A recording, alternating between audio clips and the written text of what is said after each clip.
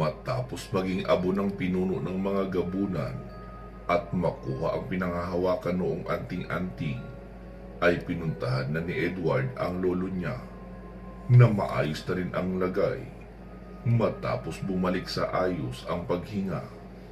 Matapos itong kapusin dahil sa sakal sa kanya ng aswang na si Dante. Halos maisuka nga ni Lolo Fabian ang kaluluwa dahil sa higpit ng sakal ni Dante sa kanya. Mabuti na lamang at nagawa pang makatayo ni Edward sa kabila ng matinding pinsala sa katawan na tinamo nito mula sa taong lobo. "Tapos na ba kayong magsukalo?" tanong ni Edward. "Ano ka mo? Magsuka? Bakit? Akala mo ba nagsusuka ako? Nag-aapuhap ako ng hangin, no? Dahil hindi ako makahinga sa ginawa sa akin ng gabunan na iyon. Abay, lokong bata to."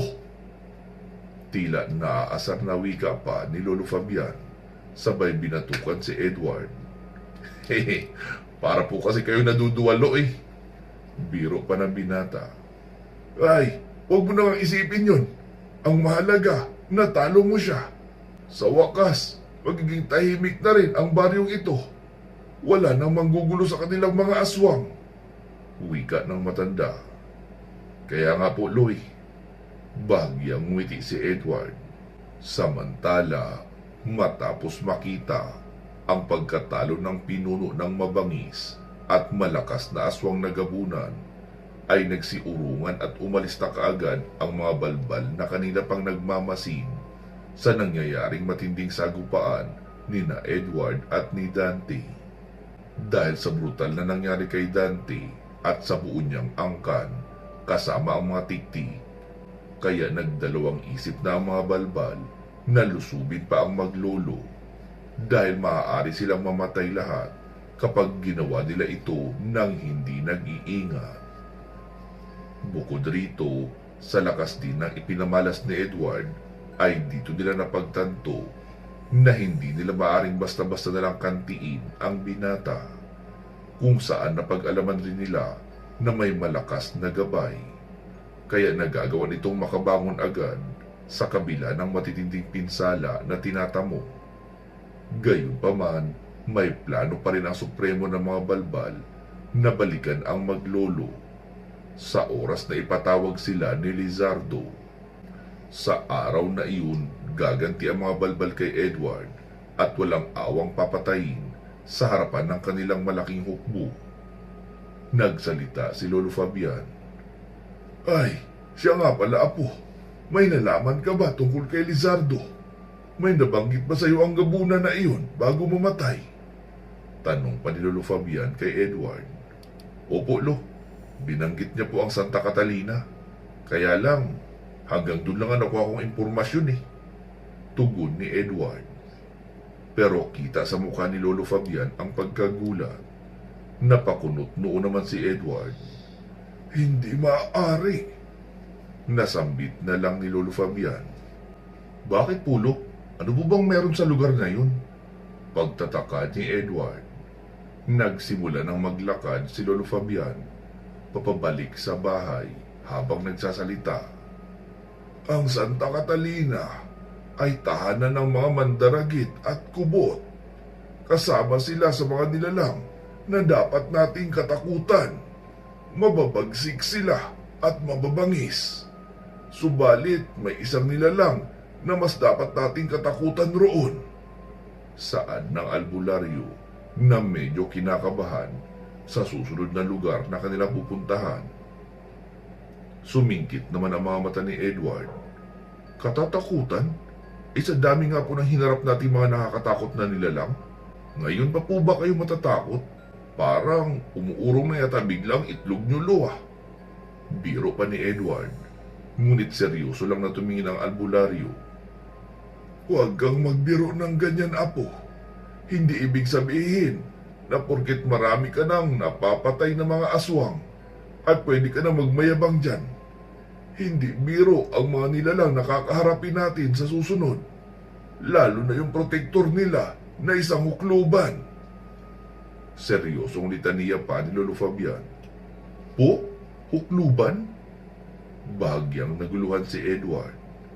Oo, tama ka nang narinig. Isang makapangyarihang manggagaway. Dati siyang estudyante ng aking guro. Ngunit mas nauna lang ako sa kanya ng ilang taon bago siya naturuan ni Maestro San Miguel. Paliwanag ni Lolo Fabian na ikinagulat naman ni Edward. Manggagaway po? Akala ko po ba kayo lang ni Lizardo ang natitirang manggagaway dito? May pumapangatlo pa pala sa inyo? Ano naman ang pangalan niya, Lo? Curious na tanong ng binata. Ang pangalan niya ay Esther. Dati siyang masunurin at mabait na tao. Ngunit bigla siyang nagbago. Magmula noong mamatay ang kaisa-isa niyang anak na babae. Umibig ang bata sa isang lalaking kahit kailan ay hindi siya magugustuhan. Subalit nakaisip ito ng paraan upang mahalin siya ng lalaki. Gumamit ito ng ritual at mga gayuma hanggang sa mapasa kamay niya ang lalaking sinisinta. Kaya lang isang araw, nalaman ng mga magulang ng lalaki na ginayuma ang kanilang anak.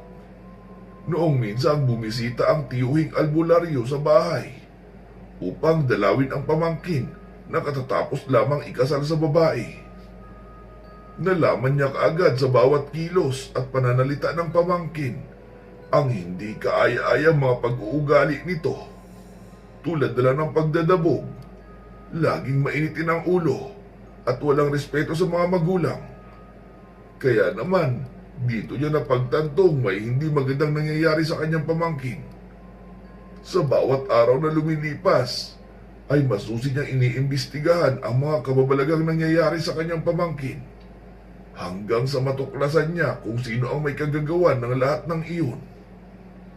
Noong malaman ito ng mga kaanak, pinalayas nila ang babae at pinaghiwalay sila bilang mag-asawa. Sobrang nasaktan ang anak ni Esther sa nangyari. Kaya dahil sa matinding depresyon ay nagpakamatay ito. Kinitil niya ang sariling buhay sa loob mismo ng kanilang tahanan. Doon na nag-umpisang magbago si Esther. Lahat ng sumira at umalipusta sa anak niya ay kanyang binalikan at pinagpapas ng isa-isa sa pamamagitan ng panggagaway. Kaya dumanak ang dugo sa buong Santa Catalina at ang maririnig lamang tuwing kumakagat ang dilim ay ang mga daing ng mga naulila. Mahabang kwento pa ni Lolo Fabian. Nakapasok na sila sa bahay at naabutan nilang gising na si Waray. Ngunit wala itong maalala sa mga nangyari. Naupo sila sa sala. Dito na sinabi at pinaliwanag ng maglolo kay Waray ang buong pangyayari. Sinabi rin nila na hindi na maibabalik pa ang buhay ng kapatid nitong si Kaloy dahil matagal na itong patay. Simula noong matangay ito ng mga gabunan. Masakit man, tinanggap pa rin ni Waray ang katotohanan, lalo na kung ito lang ang paraan upang makalaya siya sa mga alaala ng nakaraan. Matapos ang usapan ay nagpasya na rin magpahinga ang tatlo para muling makaipon ng lakas na magagamit sa pagharap sa mga naghihintay na pagsubok sa kanila sa kinabukasan. Hinikayat din nila na sumama si Waray sa kanilang mga paglalakbay, subalit tumanggi ito dahil mas nanaisin niya raw na mamatay sa sariling lupain kaysa tumira pa sa ibang lugar na hindi niya naman kinagisnan. Naintindihan naman ito ng maglolo, kaya naman maaga pa lang ay gumayak na sila at iniwan na ang sitio Sarimano na bahagyang nasira at nawasak dulot ng nangyaring matinding labanan noong nakaraang gabi. Sige, aalis na kami, Waray. Salamat sa tulong mo. Wika ni Lolo Fabian sabay niyakap ang kaibigan. Ako nga ang dapat magpasalamat sa inyo dahil kung hindi dahil sa inyo, malamang gumagawa pa rin ako ng mga karumal-dumal hanggang ngayon at sa hinaharap. Nahihiyang saad ni Waray na baka sa pagbumuka ang matinding pagsisisi sa mga kasalanang nagawa nito. Wala po yun, Mang Waray. Ang mahalaga Naialis na po ang mga kadenang nakagapo sa inyong katawan. Maaari na po kayong mamuhay ng tahimik sa baryong ito na walang iniisip na pangamba. Wika naman ni Edward. Ngumiti lang si Waray sa binata bilang pagtanaw ng utang na loob. Matapos nito ay nagpaalam na rin ng maayos ang dalawa kay Waray at tinalikuran na ang sitio Sarimano na minsan ang pinamugaran ng mga gabunan at mga tiktik. Sinikap ulit nilang tahakin ang masukal at matarik na daan pababa ng bundok hanggang sa marating nila ang bukana, kung saan dito nakitang nakatiwangwang pa rin ang sasakyan nila at wala namang nangyari o nawawalang gamit. Sumakay sila ng walang iniisip na pangamba. Mabagal na pinatakbo ni Edward ang sasakyan, ngunit iisa lamang ang dasal nila, ang makarating ng ligtas sa kanilang paroroonan sa Santa Catalina. Samantala, habang naglalakad naman sa masukal na kakahuyan, ang ilan sa mga tauhan ni Lizardo na galing ng bayan ay isang lalaking nakasuot ng balabal ang biglang lumitaw at nakamasid sa kanila. Hindi ito agad napansin ng mga aswang dahil abala sila sa pag-uusap hinggil sa kung ano-anong gagawin sa mga natangay nilang biktima. Dahan-dahan na naglalakad ang taong nakabalabal. Palipat-lipat ito ng puno at maingat na ikinukubli ang presensya sa mga halimaw. Sinusundan niya ang mga ito kung saan man sila magpunta. Sumilip ito sa isang puno. Narinig niya ang matitinis na tawanan ng mga aswang. Lumipat ng halamanan ang nakabalabal, subalit isang tuyong sanga ang kanyang natapakan. Kumalat ang matinis na lagatok nito sa buong paligid. Napahinto sa paglalakad ang mga aswang at ibinaba ang pasan ng mga katawan. Dito na nila napagtanto na may sumusunod sa kanila. Naaamoy na nila ang presensya nito sa malapit. Dito naman napansin ng taong nakabalabal ang pagkakakilanlan ng mga natangay na biktima. Pamilyar siya sa ilan sa mga ito at nagulat siya sa nakita. Warat na ang leeg ni Miss Barreto habang tumutulo pa rin paunti-unti ang dugo nito sa lupa.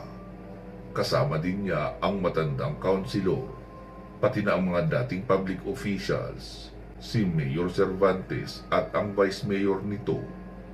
Halos hindi makapaniwala ang taong nakabalabal sa mga nabiktima ng mga aswang na ito.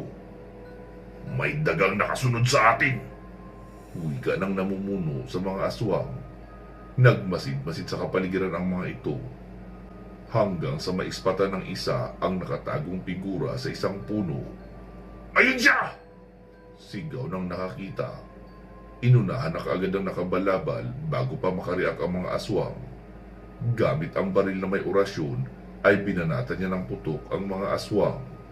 3 kaagad sa kanila ang bumulagta at binawian ng buhay. Nagawa naman makapagkubli ng iba pa. Dahil maliliksi pa rin kumilos ang mga aswang, kaya nahihirapan ang lalaki na makatama. Lumipat ito ng magandang pwesto. Napansin naman ng aswang na medyo nakalayo ang amoy ng lalaki, kaya maingat sila nakiramdam at sinuyod ang buong lugar. Sa paglalakad nila ay hindi nila napansin ang bulto ng lalaki na nakadapo sa isang sanga ng puno. Nasyak ang mga aswang nang tumalon sa likuran ang nakabalabal. Bago pa makalingon ay tinagdad na sila ng mga bala. Umusok ang katawan ng mga aswang dala ng init ng orasyon. Nagsitago naman ang hindi tinamaan. Naubusan ng bala ang nakabalabal kaya nagtago din ito. Hinugot niya mula sa tagiliran ang matalim na punyal. May ilang sumilip sa gilid ng puno. Biglang lumusob ng ubod ng bilis ang misteryosong lalaki. Animoy may hangin na dumaan at bawat malagpasan ay nagiiwan ito ng laslas. Bagsak ang mga kalaban habang nakahawak sa kanilang dugo ang mga lalamunan. Umatake pa ang nakabalabal. Inundayan niya ng saksak sa dibdib ang isa. Sa kanya sinipa sa mukha. Umikot ng ilang beses ang aswang bago bumagsak ng nakadapa. Naglabas ng pinatalim na mga barya ang lalaki sa kahinagi sa dalawang nakatago. Animoy shuriken na tumalilis ang mga ito papunta sa mga kalaban. Tinamaan ang leeg at mukha ng dalawa. Pumalaho ang mga ito sa sakit. Namatay din kaagad ang dalawa dahil sa nakahalong orasyon. Dahil naman sa galit, lumusob ang ilang nakatagong aswang. Humugot ng bagong magazine ang lalaki at mabilis isinaksak sa baril. Saka pinagbabaril ang mga sumusugod pang mga kalaban. Nangisay sila ng tamaan at nalalagutan ng hininga. Umuusok pa ang dulo ng baril ng lalaki bago ibinalik sa holster ang kulay itim na caliber 45. Sa isang iglap ay bumagsak lahat ng mga aswang liban sa tumatayong leader ng grupo, si Colonel Espinas, na isa na ring ganap na aswang. Ito ang inutusan ni Lizardo na maghanap ng pagkain sa bayan. Natsambahan nilang nagsasagawa ng isang project sina Mayor Cervantes kasama ang mga guro sa kakahuyan. Isang proyekto para sa ikagaganda ng kalikasan. Nagtatanim sila ng mga puno ng pine tree para mapanatili ang balanse ng kapaligiran. Sinipat sandali ni Colonel Espinas ang dating tauhan na si Corporal Macapagal na kasamang napatumba rin ng nakabalabal. Duguan ito dahil sa tama ng bala, ngunit humihinga pa. Napayapos ang mga kamao ni Colonel Espinas dahil sa galit. Hindi naman makapaniwala ang nakabalabal na magiging kaanib rin ng mga aswang ang mga dating sundalo. Kilala niya ang mga iyon. Sila ang Lost Command na matagal niyang pinaghahanap. Nagulat naman ang nakabalabal nang maglaho bigla si Colonel Espinas at bigla itong lumitaw sa likuran niya. Ngunit isang sipa ang tinanggap ni Colonel Espinas at tumalsik ito papunta sa puno. Bumangon kaagad ang aswang na puno ng galit sa dibdib. Hindi niya makita ang mukha ng katunggali dahil natatakpan ng balabal ang ulo nito, pero pamilyar siya sa kasuotan.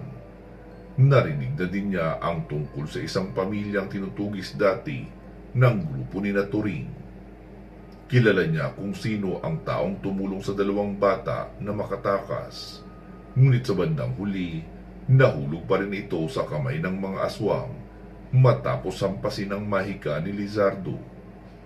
Hindi sukat akalain ni Colonel Espinas na sa lahat ng lugar, dito niya pa ito makikita. Nakatayo at buhay na buhay. Ikaw ba yan? May sapusa ka pa ng lalaki ka. Akala ko kinain ka na ng mga isda. Pero heto ka't buhay na buhay at nakatayo sa harapan ko. Pero pasensyahan na lang tayo dahil ipinag-uutos na sa amin na tapusin ang sino mang makitang gumagalaw. Wala akong sama ng loob sa iyo, pero ito na ang huling beses na magkikita tayo. Nakangising wika ni Colonel Espinas na mataas ang kumpiyansa sa sarili. Nagbalik ako para maningil ng utang. Kalmadong tugon ng estranghero at napalunok ng laway ang opisyal. May kasabihan, di ba? Ang isang taong patay na dapat nananahimik na sa kabilang buhay. Wika pa ni Colonel Espinas kasabay ng pagkalmo. Nag-backflip pa atras ang lalaki at umikot sa isang puno. Sinundan naman ito ng aswang. Sinalubong lang ni Colonel Espinas ang isang paa ng estranghero. Bahagyang napaatras ang aswang pero umatake itong muli sa lalaki. Sunod-sunod na kalmot ang ipinatikim niya. Panay iwas naman ang lalaki habang humahakbang ito paatras. Mabilis din kumilos si Colonel Espinas kaya halos hindi makahanap ng tiyempo ang lalaki. Yumuko bigla ang lalaki at binunot ang patalim. Sabay nilaslas ang gilid ng paa ng kalaban. Napadaing sa sakit si Colonel Espinas. Subalit hindi niya ito ininda. Nagulat ang lalaki dahil hindi malang tinablan ng orasyon si Colonel Espinas.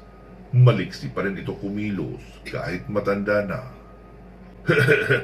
Nagkakamali ka ng hinarap, iho. Wika pa ng nakangising aswang. Kinalmot niya ang lalaki, pero mabilis gumulong sa lupa ang estranghero at lumayo. Sinundan agad ito ni Colonel Espinas.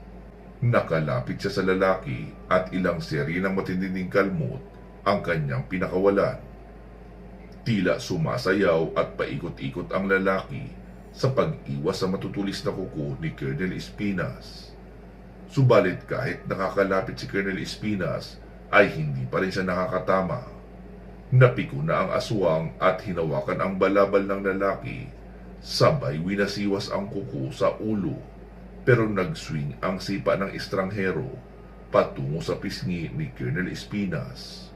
Parang langkang tumilapon ang katawan ng opisyal papalayo at malakas na bumalandra ang likod nito sa puno.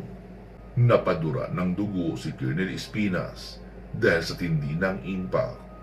Nanghina ito at hindi na makatayo. Dahan-dahan lumapit ang lalaking nakabalabal na parang sinag ng araw na nakakasilaw ang titig kay Colonel Espinas. Dito na nakaramdam ng takot ang aswang at sinubukan itong gumapang upang makalayo. Pero nakalapit na ang lalaki. Bakit mo ba ito ginagawa? Tanong ni Colonel Espinas. Nakalimutan mo na ba? Hindi ba't naparito ako upang maningil ng utang? Ngayon, ikaw na ang sisingilin ko. Pasensyahan na lang din tayo. Wala rin ako sama ng loob sa iyo. Pero hindi ka na tao. Ano kaya ang unahin kong tagbasin sa iyo? Ang braso mo ba o binti? Sabay hinugot ng estranghero ang patalim mula sa tagiliran. Napaatras si Colonel Espinas at napasandal sa puno. Napaiyak na ito sa sobrang takot. Pakiusap! Huwag mo akong papatayin! Nagmamakaawa ako sa iyo! Pagmamakaawa pa ni Colonel Espinas sa lalaki. Ha? Ano? Nagmamakaawa ka sa akin na buhayin kita? Paano yung mga pinatay nyo? Kakalimutan nyo na lang? Ganun na lang ba yun? Sarkastikong wika ng lalaki. Gagawin ko lahat ng gusto mo o ano may pag-uutos mo sa akin. Gagawin ko! Susundin ko lahat! Pakiusap ni Colonel Espinas. Masyado ko palang matatakutin. Bihira lang ako makatagpo ng aswang na takot mamatay. Siguro kung tao ka pa, talagang pagtatawanan kita, Colonel, sa sinasabi mong yan. Anang lalaki at gigil lang tapusin ang aswang. Subalit natutokso ito sa inaalok ni Colonel Espinas. Pinasadahan niya ng hiwa sa braso ang dating opisyal habang umuusal ng orasyon. Umagos ang dugo at may puting usok na tila sumusunog sa laman ng aswang. Napasigaw sa sakit si Colonel Espinas.